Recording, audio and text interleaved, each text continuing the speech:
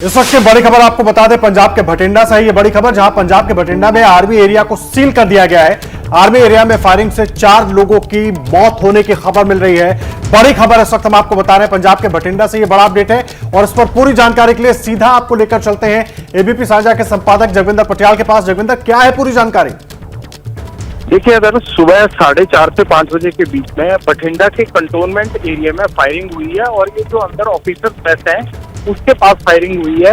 इस फायरिंग में 4 सैनिकों की मौत हुई बताई जा रही है, लेकिन आर्मी क्योंकि अभी कोई भी इंफॉर्मेशन बाहर साझा नहीं कर रही है, पुलिस का बड़ा बल वहां पर गया था लेकिन उसको भी अंदर जाने नहीं दिया गया और आर्मी ने कहा है कि वो अपने स्तर पर जांच कर रहे हैं। बड़ा सवाल ये है कि फायरिंग की किसने, क्या कोई बाहर से आदमी घुसे और उन्होंने फायरिंग की या आपस में फायरिंग हुई है जिसमें इन 4 लोगों की जान गई है? ये एक बड़ा सवाल बना हुआ है जिस पर आर्मी ने अभी कोई भी क्लैरिटी नहीं दी है। तो अभी तक की खबर ये है कि सुबह 4:30 से 5 के बीच में बठिंडा के कंटोनमेंट एरिया में फायरिंग हुई है और उसमें 4 जवानों की मौत बताई जा रही है। जीओमेस जो है उनका, उसके पास मैच के पास ये फायरिंग हुई है। फायरिंग किन के साथ हुई, क्या वो बाहर से कोई आदमी गया है, आपस में हुई है, इस बात को लेकर आर्मी ने अभी कुछ भी साफ नहीं किया है।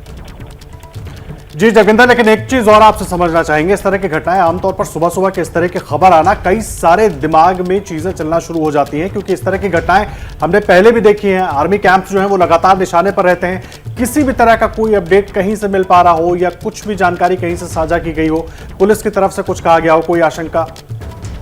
देखिए, अभी हम कोई भी जल्दबाजी में बात नहीं कहना चाहते, लेकिन आपका शक सही है कि अगर सुबह सवेरे कोई भी घटना होती है तो उसमें शक यही जाता है कि कोई घुसपैठिया तो नहीं था कि जिसको कॉर्डन ऑफ किया गया हो और वहां से फायरिंग हुई हो, या ऐसा तो नहीं है कि कोई अननोन आदमी जो सेना में ना हो वो अंदर छिपा हुआ हो और अर्ली मॉर्निंग उसने इस तरह की घटना की हो। क्योंकि अगर हम पठानकोट के एयरबेस पर देखें या फिर हम दीनानगर के टेररिस्ट अटैक को देखें तो वो भी सुबह सवेरे इसी तरह की घटनाएं हुई थी, इसीलिए शक जाता है। लेकिन जब तक आर्मी क्लियर नहीं करती है तब तक ये कहना कुछ भी जो है वो जल्दबाजी होगा। दूसरी बात, पुलिस को कुछ भी नहीं बताया गया है अभी तक। पुलिस के तमाम सीनियर अधिकारियों से मेरी बात हो गई है, वो कह रहे हैं कि घटना जरूर हुई है, लेकिन आर्मी ने ना तो अभी उनको बुलाया है, ना अंदर जाने दिया जा रहा है और ना ही आर्मी इस बारे में फिलहाल कोई जानकारी उनके साथ साझा कर रही है।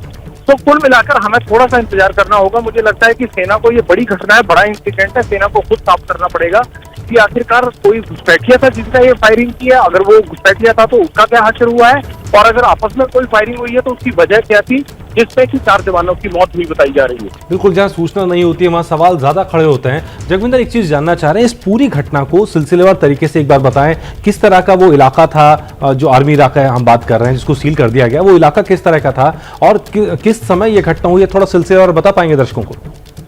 देखिए, जब हम पटियाला से बठिंडा के हाईवे पर जाते हैं तो बठिंडा शहर आने से तकरीबन 8-10 किलोमीटर पहले ही बठिंडा का कंटोनमेंट एरिया शुरू हो जाता है। हाईवे के दोनों तरफ जो है वो सेना का जो है वो कैंप है, बड़े काफी तकरीबन 2-3-4 किलोमीटर एरिया में फैला हुआ ये कैंप है और ये हाईवे के दोनों तरफ है, इसीलिए कई बातों के लिए शक गहरा जाता है। और दूसरी बात यह है कि सुबह 4:30 से 5 बजे के बीच में जो बठिंडा कंटोनमेंट एरिया का मेस एरिया है, जहां पर ऑफिसर्स वगैरह या मेस में जो लोग रुकते हैं, उसके आसपास फायरिंग हुई है और उस फायरिंग के दौरान जो है वो 4 जवानों की मौत हुई बताई जा रही है। और ये चारों जवान कौन थे, क्या वहां ड्यूटी पर थे, क्या इन्होंने किसी को कॉर्डन ऑफ करने की जरूरत थी, क्या इनमें आपस में झगड़ा हुआ या क्या कोई वहां रुका हुआ आदमी था उससे झगड़ा हुआ, इन तमाम सवालों पर अभी आर्मी ने कुछ भी साफ नहीं किया है। केवल इतना बताया जा रहा है कि कंटोनमेंट एरिया में फायरिंग हुई, 4:30 से 5 बजे के बीच में आज सुबह फायरिंग हुई है जिसमें 4 जवानों की मौत हो गई। जी जगविंदर, बहुत अहम हो जाता है समझना, खास करके उस इलाके को, भटिंडा की अगर बात करें तो किस तरह की दूरी है सीमा से, किस तरह से पहले मामले होते रहे, कुछ उसको लेकर अगर आप जानकारी दर्शकों के साथ साझा कर पाएं, क्योंकि सिक्योरिटी उस पूरे इलाके में, खास करके सीमावर्ती इलाके में तो बहुत टाइट है, लेकिन उसके बाद घुसपैठी हमने कई बार देखा है, चाहे ड्रोन के जरिए चाहे दूसरे तरीकों से सामान भी पहुंचाते रहे और घुसपैठ की भी कोशिश होती रही।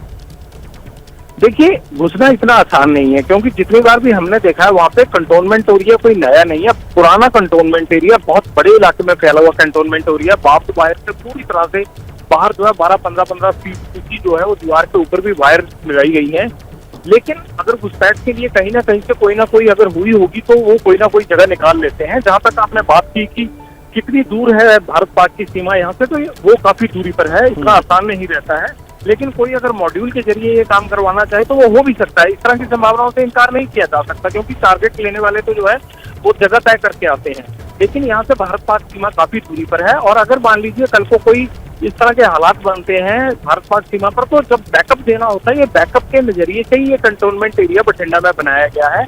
तो कुल मिलाकर जब तक सेना की तरफ से ये नहीं आ जाता है कि फायरिंग किन लोगों के बीच में हुई है और जवानों पर गोली चलाने वाला कौन आदमी है, तब तक ये सारे कयास हो सकते हैं। लेकिन ये बड़ी एक घटना है और इस तरह की घटना अमूमन किसी कंटोनमेंट एरिया में पंजाब के में हुई नहीं है। जितने भी हुए आज तक, अगर मान लीजिए पठानकोट और उसके आसपास के बॉर्डर एरियाज की आर्मी इंस्टॉलेशन पर अगर अटैक हुआ है तो वो पाकिस्तान की तरफ से स्पॉन्सर्ड टेररिस्ट का अटैक था। इस तरह की घटना कोई नहीं हुई है। मुझे लगता है कि आर्मी हेडक्वार्टर इस बारे में जल्दी कोई सफाई देगा, लेकिन ये दिल्ली से ही खबर आएगी कि आखिरकार हुआ क्या है, क्योंकि ये बताया जा रहा है कि दिल्ली मुख्यालय को सारी जानकारी पल पल की दी जा रही है। जी जगविंदर, एक चीज वो बहुत अहम है समझना, खासकर के दर्शकों के लिए भी, क्योंकि आर्मी कैंटोनमेंट का मामला है और जाहिर सी बात है जो मिलिट्री पुलिस है पहले वो अपने तौर पर इस पूरे मामले को देखेगी और उसके बाद अगर जरूरत पड़ती है तो जो लोकल पुलिस है उससे संपर्क किया जाएगा। इसी तरीके से पूरी कवायद आगे बढ़ेगी। बिल्कुल आदर्श, अभी तक तो किसी को अंदर जाने ही नहीं दिया जा रहा। मेरी एडिशनल डीजीपी स्तर के अधिकारियों से भी बात होगी, वो केवल इतना कहते हैं कि कोई घटना जरूर हुई है, लेकिन वो कहते हैं सेना ना तो हमें कोई जानकारी दे रही है और ना ही सेना ने अभी हमें इजाजत दी है कि वो आर्मी एरिया में आकर कोई जांच करे। इसलिए उन्होंने कहा है कि हमें भी जितनी आपको सूचना है उतनी ही सूचना मिल रही है। फिलहाल आर्मी पूरी घटना के बारे में कुछ भी नहीं बता रही है, पुलिस तक कोई बात साझा नहीं की गई है और पूरा कंटोनमेंट एरिया सील है। ना किसी को अंदर से बाहर आने दिया जा रहा है और ना ही किसी को बाहर से अंदर जाने दिया जा रहा है। जी जगविंदर, इस जानकारी के लिए आपका शुक्रिया। लगातार इस घटना पर नजर बनी रहेगी क्योंकि ये घटना बहुत चौंकाने वाली है। सुबह 4:30 से 5 बजे के बीच फायरिंग हुई, 4 जवानों की मौत हुई। क्यों हुई इसका अब तक पता नहीं लग पाया, पुलिस तक को जानकारी नहीं दी जा रही है। सेना से बयान की उम्मीद की जा रही है कि सेना इस बारे में बयान देगी, तब ये मामला साफ हो पाएगा।